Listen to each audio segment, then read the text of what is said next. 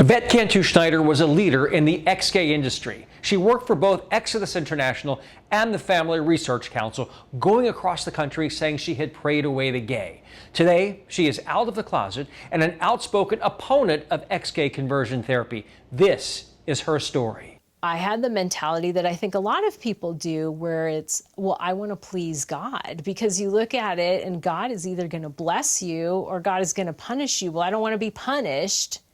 And I had completely bought into that. So I have to do whatever it is that I have to do so God will be pleased with me and my life will go well. Yvette, you didn't grow up in a particularly religious household. So how did you get involved with the ex-gay industry? What was your path? I worked with a guy at a law firm in downtown LA who talked about God all the time. And it was just, and being gay is wrong, and I'd hear this from him all the time. Meanwhile, I'm going to the pride parades in West Hollywood and the ones in Long Beach. And I basically told this guy to shut up most of the time. So what changed that made you go from out and proud marching in pride parades to back in the closet? There reached a point where I had had a bad breakup. My best friend was dying of AIDS, Ed. In all total, 17 of my friends died of AIDS. And I look at that as the pivotal point. It's like, I'm like 27 years old. I should not have that many friends who are dying and dead. I lived with 2 gay men who I helped while they were in the final stages, both of them, with AIDS. And it was tough. It was really hard. And I was looking for something where I could feel as if I fit in and belonged, that seemed like a safe harbor, I guess you'd say. So how did you resolve this tension during this very tumultuous period in your life? This guy that I was working with, Jeff, invited me to church, and I was so torn about going, but I did go, and that is sort of what got me into it. Which, let me just add, Jeff is out of it now, too. Jeff and I are still friends. He's apologized to me, even though this took over decades of my life, decades of his life. But he has gotten to the point, too, where he said, this is just none of this stuff is right.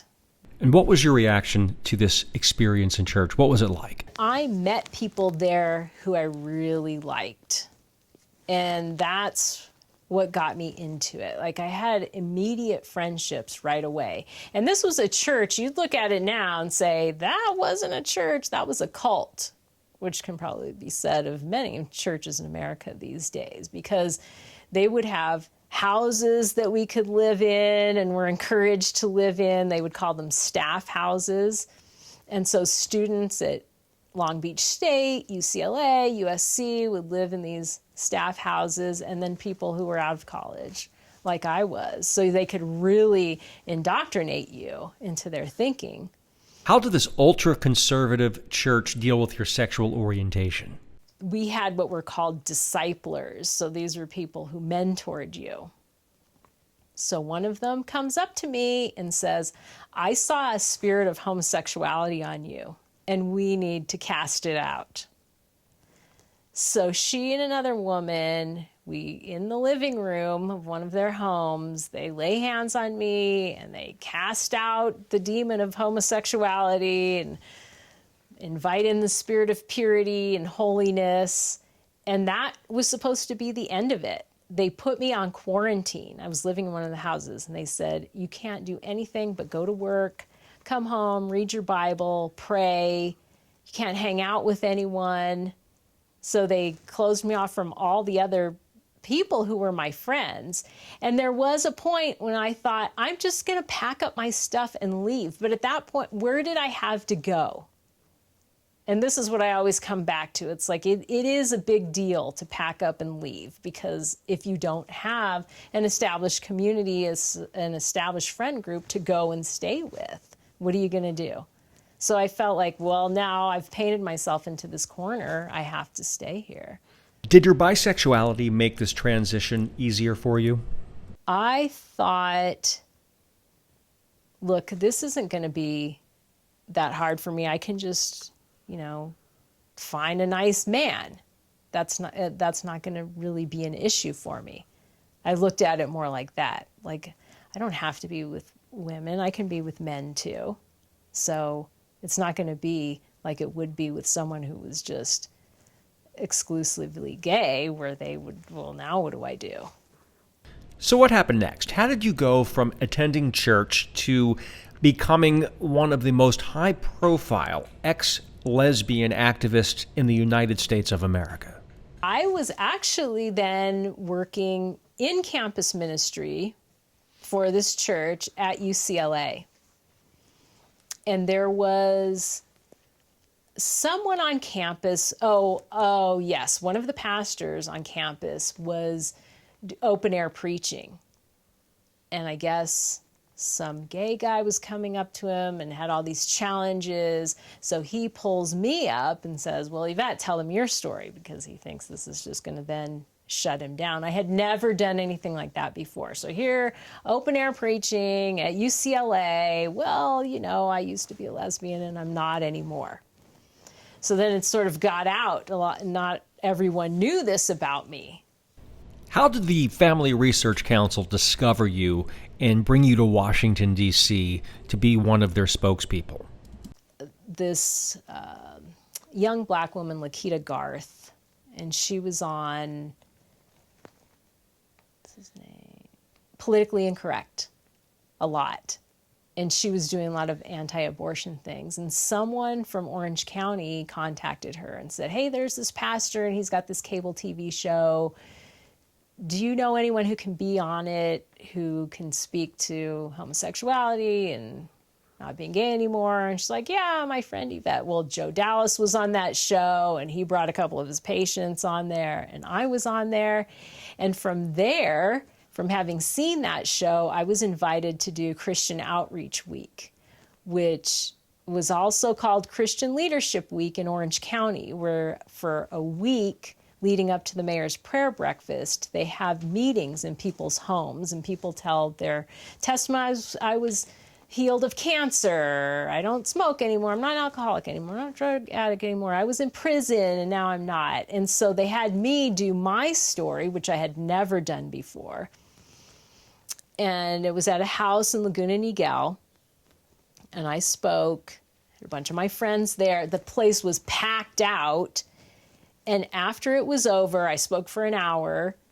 The woman in the front row stood up and said, how would you feel about relocating to Washington, D.C.? Well, it ends up that she was a board member, not only of Focus on the Family, but of Family Research Council.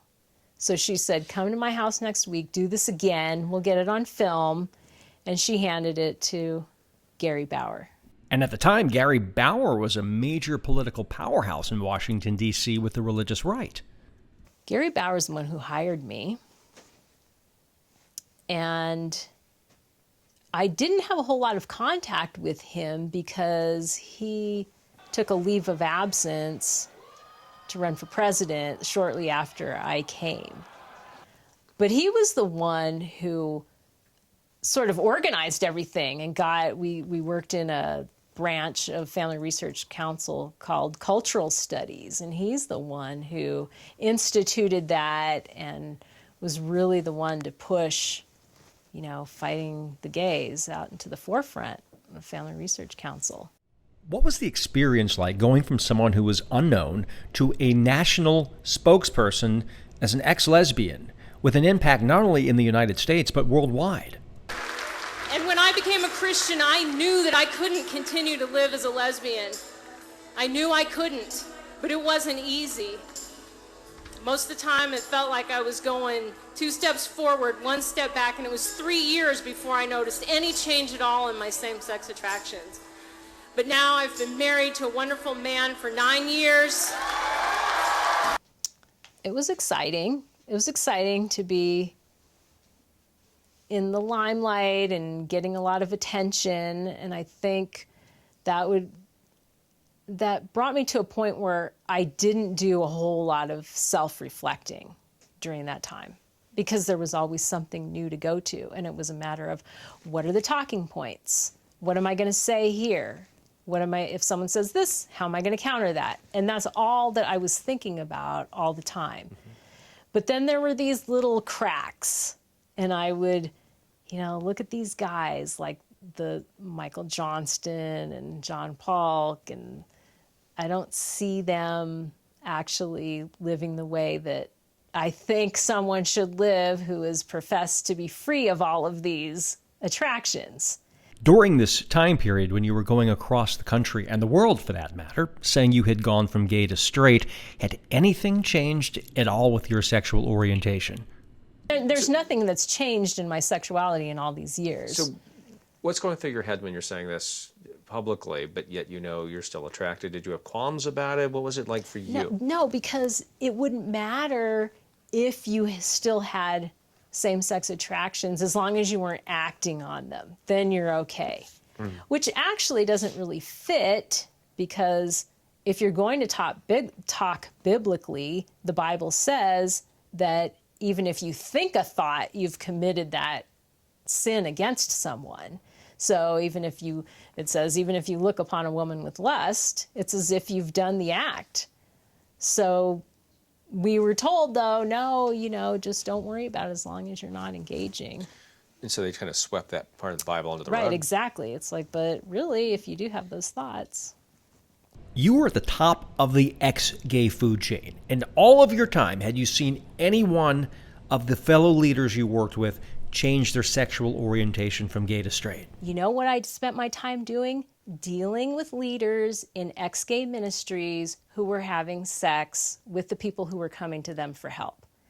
That is what disillusioned me the most of anything, because it wasn't just that people were changing, it was that leaders were actually taking advantage of their positions in leadership and having sex with people who were coming to them for help.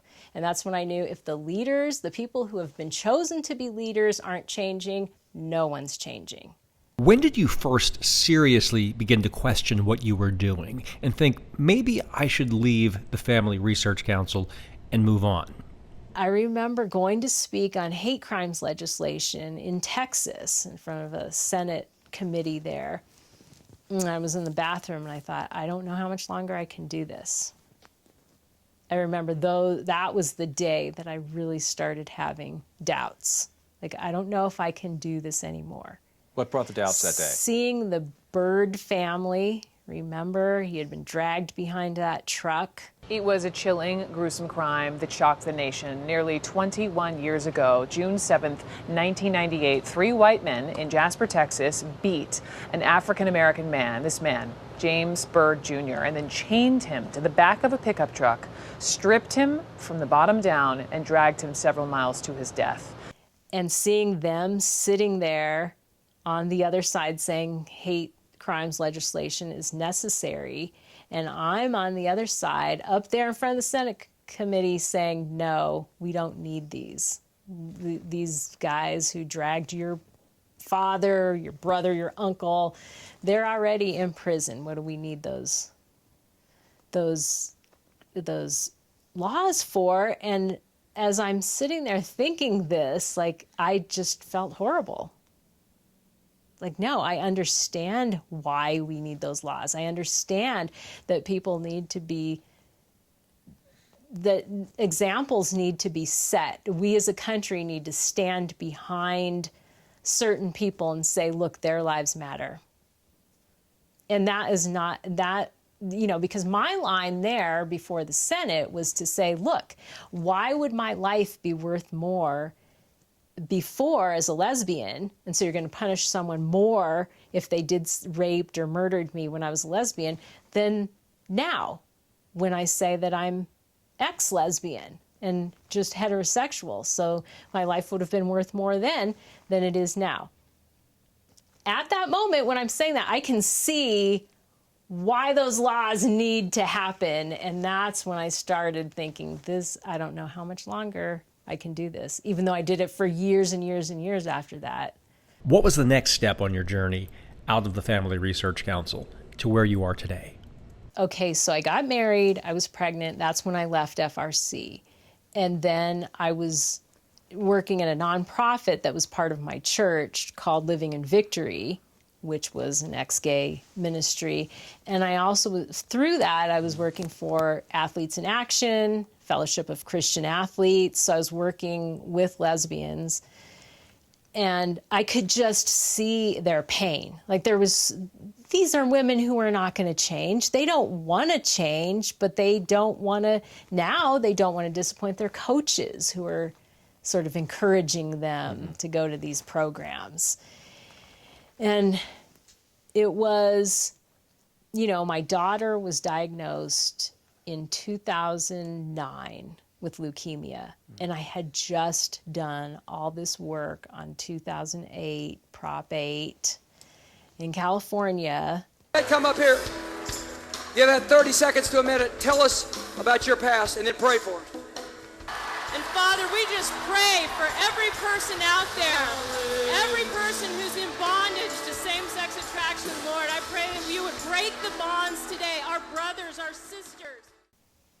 This was the first time that I didn't have anyone in my ear. I took a leave of absence from Exodus, and I just concentrated on my daughter. I was having incredible anxiety because she was sick and then was diagnosed with PTSD.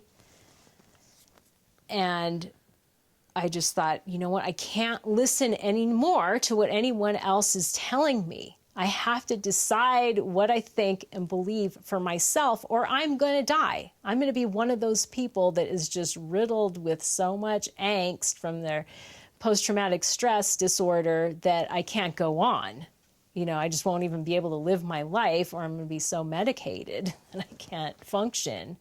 And so I really have to straighten this out, because my therapist told me, you have to be authentic, because sometimes anxiety and even trauma of any sort can come from not living authentically. So I said, well, I'm going to have to really come to terms with this and find out what authenticity is to me. And that's when I said, I just can't do this anymore. Were you concerned what your former colleagues at the Family Research Council and Access International and the other right-wing groups were going to say when they discovered you no longer believed in what they were doing? I was very afraid of what people were going to think of me. I was afraid of what's going to happen when I go public, and what are people going to say? And what are the people that I used to work with going to say? And that was my main concern. But there also, at the same time, was this huge burden lifted. Like, I didn't even realize how fake I was being until I wasn't fake anymore. And then I realized, oh my gosh, I can't believe I've been doing this. I can't believe I've been carrying this around.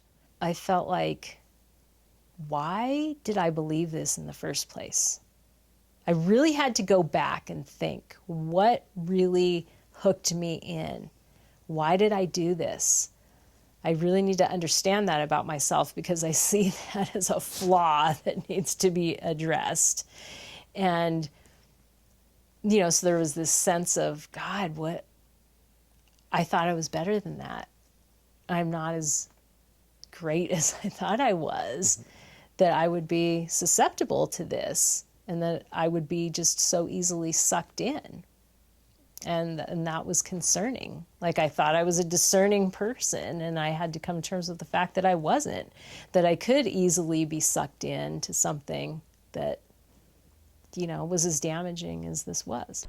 Were there any negative reactions by your former coworkers that stand out? Ann Paulk specifically said I was under the influence of a sorceress. But people at FRC, they were, we need to talk to you. We need to, you're not listening to the right people. Like, you know what? That's the thing. I am not listening to anyone. I'm listening to myself for the first time ever. I don't want to listen to anyone else. I don't need anyone else's input on my life. I know what I know and what I feel in my spirit, in my soul. Do you apologize to those who believe they were harmed by your work? There were people that I think of specifically that I have spoken to through Fellowship of Christian Athletes, Athletes in Action, Exodus, that I have talked to and said, I'm really sorry. I should have led you in a better way. And I wasn't the leader that I should have been. And I apologize for that. I really do. But there are other people who I didn't get a chance to do that with. And those are the ones when I spoke on college campuses and I spoke at conferences, and they would stand up and they would question me and they would plead with me to see their story. And I didn't at the time. And it sort of breaks my heart now that I didn't, because I know these are people who are living important lives who need to be heard, and I didn't hear them. And that's the number one criticism I have of the people on the side I was on. Like, you're not listening to people. Have you ever sat down with a trans person? I criticized trans people. I had never even met one or talked to any. And I have now many, and I hear their stories, and I get it, I understand now, and I'm so sorry that I didn't listen. I'm so sorry that I didn't listen and that I didn't understand. And I carried the full burden of that and full responsibility. The Ex-Gay campaign was a dismal failure, with most of the leaders either coming out of the closet or being scandalized. Do any of your colleagues at the Family Research Council, who were so adamantly anti-gay and so sure people could change from gay to straight, have they expressed any regrets whatsoever? I think they have blinders on. I think they look at it as, Yvette went off the rails. And so another one bites the dust. I think that's how they look at it. And that's Which is sad, because I think, again, it's that not listening, not hearing. And that's how they're able to promote this new crop with Change Movement and Restored Hope Network. And I know my colleagues respected me. Absolutely. I have no question about that. And I think they look at it like, well, she just went down the wrong way because she was so severely impacted by her daughter's cancer. If you could sit down right now with your former co-workers, Peter LaBarbera, Peter Sprigg, Bob Knight, Gary Bauer, what message would you like to impart directly to them? Trying to, tell people they can change, it doesn't do any good. All it does is crush souls. It crushes people's lives. And I've seen it, and I can't stand that I was a part of it, and I would hope that you would have the empathy and compassion to see that all it does is damage, and to really look and say, is this something that I can be proud of? Because the answer is no, it's not something to be proud of. It's actually something to be ashamed of. I'm ashamed of it. I want to thank you for taking the time to do this interview today, Yvette. I can't believe we're actually here together doing this. We were arch enemies at one point, fighting against each other in the media and at press conferences. And here we are today, sitting together and working to fight the ex-gay industry. I can't believe I'm sitting here talking to Wayne Besson. If you want to know the truth, like, what? Not in a million years I think that was going to happen. And yeah, thinking that we're talking about, we're opposite of how we were. John Paul, Callan Chambers, Randy Thomas. It's kind of fun, though. This interview series is by Truth Wins Out. Please consider supporting our work at www.truthwinsout.org.